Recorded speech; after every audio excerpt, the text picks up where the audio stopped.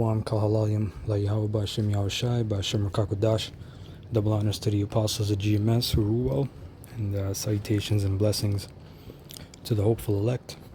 Coming back once again to the spirit and power of Yahweh, Ba'Shem Yahushai, Ba'Shem Rakakodash. This is going to deal with a few topics I was looking into, but I guess the main gist of this is in this article from Fitness Volt titled Liver King responds to Joe Rogan's claim that he doesn't have a natural body, right? And then he says, I don't touch this stuff. Now this is going into this person, this character here on the right. He gained a lot of popularity. He got, I think, over 1 million followers on his Instagram or whatever. And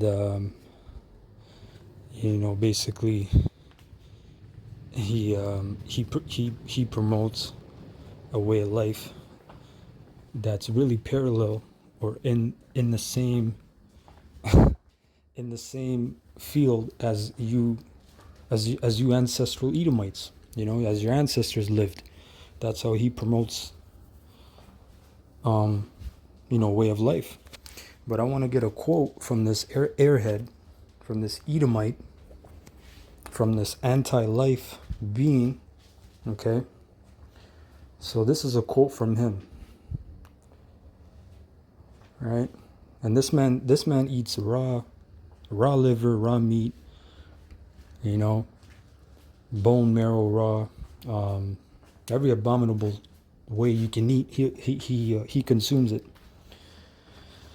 And then he denies that he's on, he's on roids, he's on the gear. So check this out. He said, why eat vegetables when you can eat testicles? And this dude eats testicles. You can go on his Instagram and he's got raw, I don't know if it's cow or whatever animal, bugged out, man.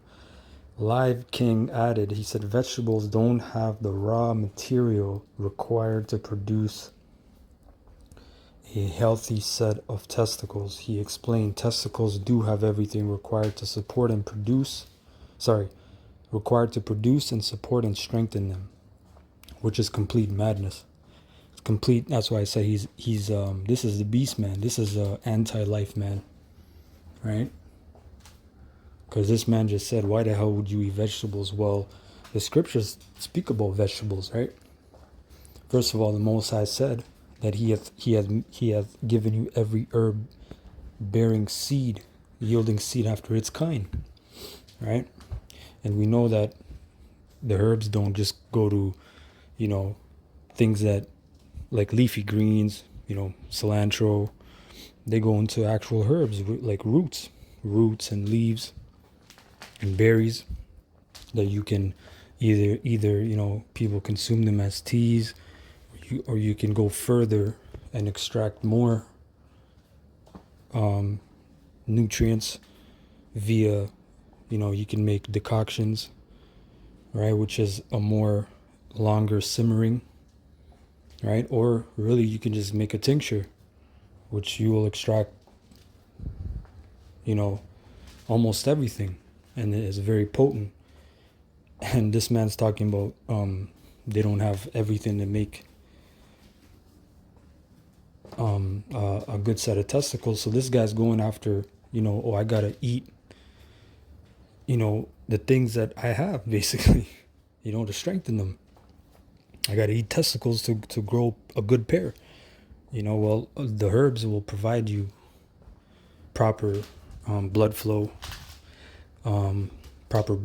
and testosterone and other hormones that you need for your testes, right? Your prostate. This is completely madness. But the thing is, you got millions of people that follow this dude, right? Millions of people. And I thought, the word yesterday came in my head, a fan, like these fans of people. And you have a whole world of fans, actually. You have, you should never be a fan. You know, me and the brothers always talk about, you know, one of the brothers, me and the brother Tamayan, we talk about it. You know, we're not no fans, you know, like for example, like Mayweather. We like Mayweather as a boxer. We admire him. That's a completely different word. We admire him for his skills, for his mentality, for his work ethic, but we're not fans.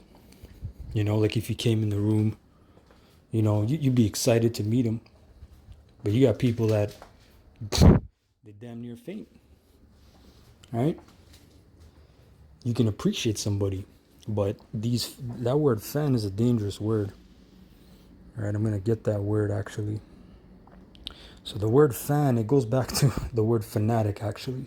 Okay, that's where the word fan goes back to, which is a noun. 1520s, insane person, from Latin fanaticus, meaning mad, enthusiastic, inspired by a god. Also furious, mad, originally pertaining to a temple, from phantom. See? Right? Temple, shrine, consecrated place. So you people that are bugged out over your idols, right? That's another word. And you're fans, or you're fanatical about these people, which, let's type in that word fan, right? Just to show you, there's two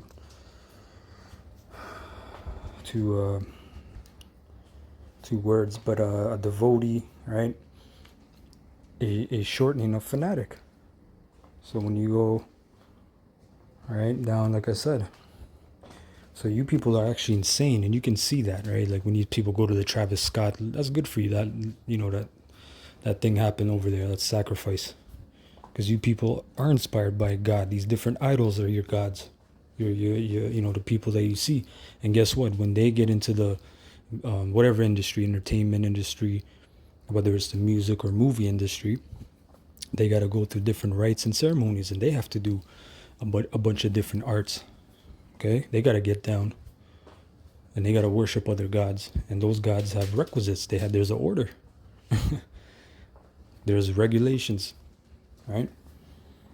So you see these people, man, they're completely bugged out with this person, right? Like it says right here, right? 1.6 million. It's probably more now, but this was at the time. And this dude, like I said, he drinks the blood and the raw. That's Esau's nature. That's nothing surprising. That's just Esau's nature. But for this quote, why eat vegetables? It's just astounding. This is Job 13:4. But ye are forgers of lies. That's a forger of lies, right? With that statement. Okay. Do you think when you're sick you can eat testicles, let alone meat, potatoes?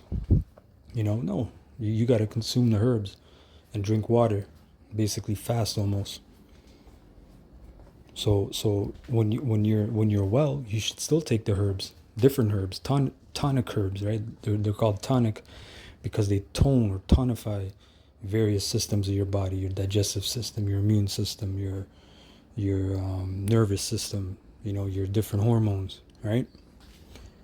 It says you're all physicians of no value. A physician means what? A healer.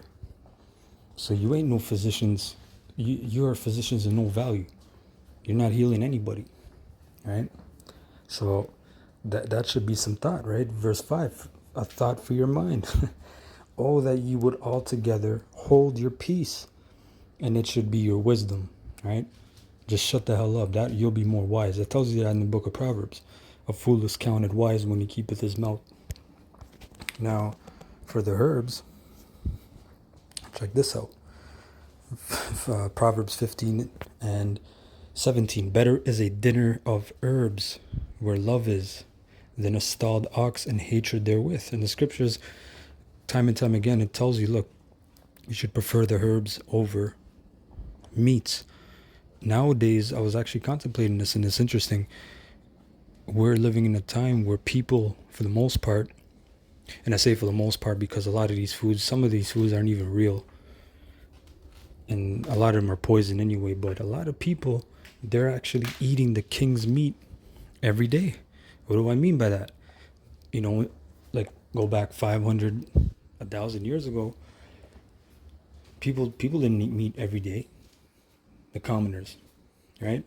It was called the king's meat because mainly he had, the chicken leg, the turkey leg, whatever, the lamb. He had meat. He ate mostly meat, and that's why the term king's disease applies to what? Gout, which is mainly high uric acid, which is a byproduct of too much wine, too much alcohol, and too much meat. Because when your body digests, there's always waste. So when you indulge in those things, that's why the scripture says, look, man, don't over drink. You can drink, but there's called moderation, right? Because these different foods, they're meant to be used at different times. I was watching this one video. There's an island in Sardinia, right? And these people basically live about 100 years, 105, and they say, look, we eat with the season, whatever the season is. Now, granted, they don't have preservatives, they don't have 5G radiation, they don't have stress such as, inner city living, urban living. They say we don't even fight among our families. So these are all factors, but the food that they were eating was all natural, the olive oil, all these things were unrefined, unprocessed, no preservatives, good food. But they said, look, we eat it according to the season. Whatever's in season, we eat. Like I said, in this society, you can go up, get you a bucket of chicken. Are you kidding me? In the ancient world, like I said, you were eating greens, you were eating grain. If you had a storehold, if you had a hold, a storehouse for the food, you could store it. You were lucky to eat meat maybe twice a week, once a week. Some people once a month. That was like a festivity. That was a time of being festival. But nowadays everybody's eating the king's meat, so everybody's overindulging and living deliciously. That's why when this famine comes, these people don't know what it's like to be without. They're gonna be destroyed, man. Right? But I just wanted to bring that out. Hold on one second.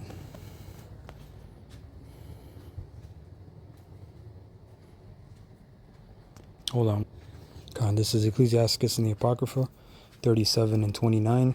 It says, be not unsatiable in any dainty thing. Now, dainty thing is going into sweet.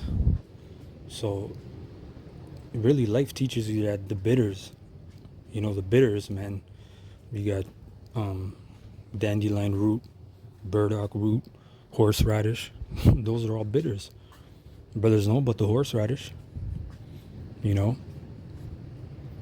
but the bitters is what's, that taste in your mouth when your saliva is digesting it, and you go, whoa, right?